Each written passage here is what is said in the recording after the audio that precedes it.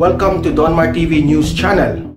Okay, magandang hapon sa inyong lahat. It's 3 o'clock in the afternoon here in the Philippines at may matindi tayong pag-uusapan na medyo intense yung ating pag-uusapan ngayon, okay?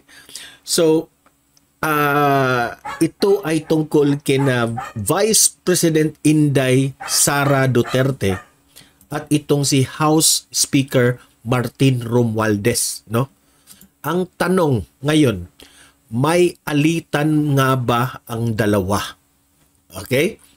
Between Martin Romualdez at itong si Vice President Inday Sara Duterte, kung may away bang nagaganap o may alitan ba talaga itong dalawa? Okay? Yan, alamin natin yan.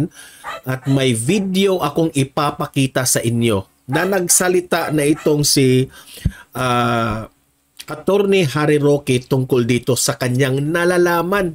Okay? So, bago ang lahat, help me na i-like at i-share itong video natin sa Facebook at sa YouTube para naman kakalat ito sa taong bayan, guys. Okay? Sabay-sabay tayong mag-like and share. 1, 2, 3, go! Thank you very much. And also, guys, subscribe, follow Donmar TV para lagi kayong updated sa mga maiinit na balita na kagaya nito. Okay? Sabay-sabay tayong mag-follow and subscribe. 1, 2, 3, go! Thank you. Okay. Itong dalawang si Vice President Inday Sara Duterte at itong si House Speaker Martin Romualdez, kumakalat ngayon yan sa social media na may alitan itong dalawa. Okay? So, ipapakita ko itong video na ito na makapagbigay impormasyon sa atin kung ano ba talaga ang mga nangyayari between Vice President at itong si House Speaker Martin Romualdez. Okay? I-play natin itong video ni Attorney Harry Roque at sabay-sabay tayong mag-react tungkol dito. Okay? Play. In other news, a former presidential spokesperson, Attorney Harry Roque, believes that there is still room for reconciliation between Vice President Sara Duterte. There is still room for reconciliation. So meaning, meron talagang alitan itong si VP Sara at itong si House Speaker Martin and House Speaker Martin Romualdez. This after VP Sara resigned as a Lakas CMD member when Congresswoman Gloria... Diba? Magtatanong tayo, bakit ba nag-resign siya as Lakas CMD kung wala silang alitan? Oh. Macapagal Arroyo was demoted from Senior Deputy Speaker of the House of Representatives. It is allegedly an excessive politicking. Roque added that it would be necessary for Arroyo to be reinstated in her post. Yang mga nagaganap na nag-smile si Arroyo, nag-smile si House Speaker Martin Romualdez, marami ang nagsasabi na kaplastikan raw yang mga nangyari dyan. Oh, ano sa palagay ninyo? Oh, plastic ba sila dyan? Pero sa deep inside, may ano yan, may alitan yan si Arroyo at si Martin Romualdez. Ipapaliwanag ko yan mamaya. Ang tingin ko kasi, yung mga nagsulsul din, mga sabi ni Remulla, may nagsulsul din. Di ba sa ating vlog, yung isang araw, natatandaan nyo, sinabi ko yan, may nagsulsul sa palibot ni Martin Romualdez. Ha? Nasuspetsya ko nga, mga dilawan eh. Ito yung narrative nila, buwagin itong unit team. Resista na medyo bad shot din kay Inday Sara. Yan. Naghahanap sila ng iba. Mangyari, no? Pero ako, dahil kasama ko yung dalawa sa kampanya, no? Talaga... So, kilala ito ni Attorney Harry Roque, itong dalawa. Si former President Gloria Macapagal Arroyo at itong si VP itong si House Speaker Martin Romualdez. So kilala niya ang mga ugali na ito dahil nakasama niya ito. Di ba? Ang kada rally namin na nagpapakilala kay Inday Sara itong si Speaker Romualdez. Tama. So naniniwala ako na talagang sa mulat-mula nagkaisa itong Speaker Romualdez at Inday Sara dito nga sa partido ng Lakas. Okay. So ating i-analyze 'yon at mag-react tayo doon sa sinabi ni Attorney Harry Roque. Unang-una, marami ang nagsasabi ng mga political experts na ito raw na ginagawa nila kay GMA ay slowly, unti-unti nilang pinapatay itong si Vice President Inday Sara Duterte, no? Unti-unti raw nilang meron na silang plano sa darating na eleksyon sa 2028. Na alam naman natin na itong si VP Sara ay pupunta talaga ito sa pagka-presidente this coming 2028, di ba?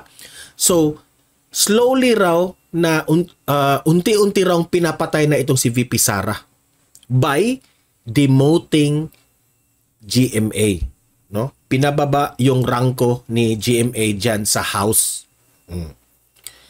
So, itong si GMA at itong si Vice President Inday Sara Duterte ay alam naman natin ang mga Duterte at ang mga Arroyo ay diehard na mga kakampiyan. 'Di ba? Nang panahon ni GMA, tinulungan ni GMA ang war on drugs sa Davao ng mga Duterte. Okay, tinulungan niya ni GMA. At noong panahong si Duterte, former President Duterte na ang presidente ng Pilipinas, tinulungan rin ng mga Duterte ang mga Arroyo, which is yan nga nakalabas, isa yan sa mga dahilan nakalabas si Arroyo sa kulungan. Okay? So, itong si House Speaker Martin Romualdez, sabi nila na prapraning na raw itong House Speaker na ito. Bakit ko nasabing napapraning? Dahil ayaw mang aminin ni GMA, no? Hindi niya inamin, napapraning sila na magkokodita raw itong si Gloria Macapagal Arroyo, no? Natanggalin itong si House Speaker Martin Romualdez kasi may plano raw na i-impeach si Presidente Bongbong Marcos, no? At palitan dito kay Vice President Inday Sara Duterte. Grabe na akusasyon yan. I mean, grabe na analysis yan. Okay? Imagine, magkampi pa kayo sa kampanya, tapos meron palang mga ganitong mga bagay na mga nangyayari na, ayan, tanggalin yan si House Speaker para may yung plano raw na i-impeach si Presidente Bongbong Marcos para mapalitan ni Vice President Inday Sara Duterte. Na para sa akin, sa analysis ko, malabo itong gawin ni former President Gloria Macapagal Arroyo. Malabo yan. Hindi yan gagawin. Natanggalin si House Speaker, mag-declare ng impeachment, itong si GMA kay PBBM, malabo yan. Na alam naman natin na itong si Gloria Macapagal Arroyo ay laging nakabuntot kay PBBM kung saan siya pupunta sa ibang bansa. Pati rin itong si House Speaker Martin Romualdez, di ba? So, ang tanong ngayon dito, hindi ba nagustuhan ni Vice President Inday Sara Duterte ang ginawa ni House Speaker Martin Romualdez kay GMA, yung pag-demote niya kay Gloria Macapagal Arroyo? Yan ang tanong. Hindi ba nagustuhan ni VP Sara yun? No? Para sa akin, si Vice President Inday Sara Duterte, ang gusto lang niyang malaman, ang gusto lang niyang mensahe na ipalabas dito kay sa pag-resign niya sa lakas CMD, irespetuhin yung mga members. Sa ginawa nitong si Martin Romualdez, wala siyang respeto dito kay former President Gloria Macapagal Arroyo by demoting her. Walang respeto. Sampal ito sa mukha ni GMA eh. Di ba? Hindi ibig sabihin na itong si Vice President Sara ay kakampi siya kay GMA. Hindi yan ang ibig sabihin ni VP Sara. Ang ibig niyang sabihin, ipinakita lang ni Vice President na hindi siya takot kay House Speaker Martin Romualdez. Ha? Hindi siya takot na nag-resign sa lakas CMD. Di ba? Mensahe yan na parang ibig niyang sabihin na kahit pinsan ka pa ni Presidente Bongbong Marcos, hindi siya takot sa iyo, Martin Romualdez. Ngayon, ang tanong ngayon, ito yung malaking tanong, okay? Sino ang kakampihan ni Presidente Bongbong Marcos? Is it Vice President Inday Sara Duterte or House Speaker Martin Romualdez ang kanyang pinsan? Pansin, nabubulol ako. Sino ang kakampihan niya sa dalawa? Yung kanyang running mate as Vice President na si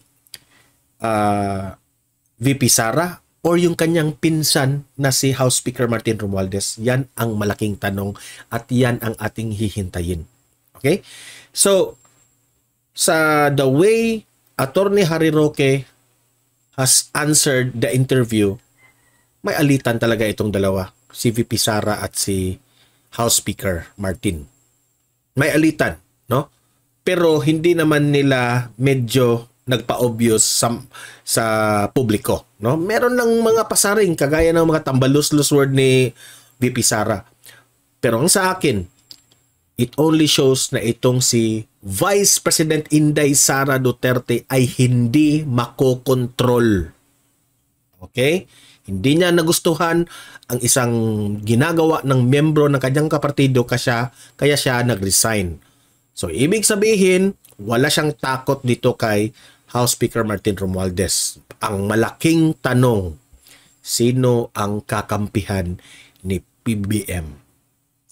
Si VP Sara or si Martin Romualdez? Yan ang malaking tanong. Mag-comment, mag-react tungkol sa issue na ito at babasahin natin yan.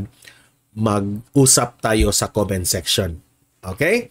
So like and share this video para kakalat ito sa taong bayan. Subscribe, follow Don Mar TV para lagi kayong updated sa mga balita na kagaya nito. Okay? See you in my next video. Have a great day and God bless inyong lahat.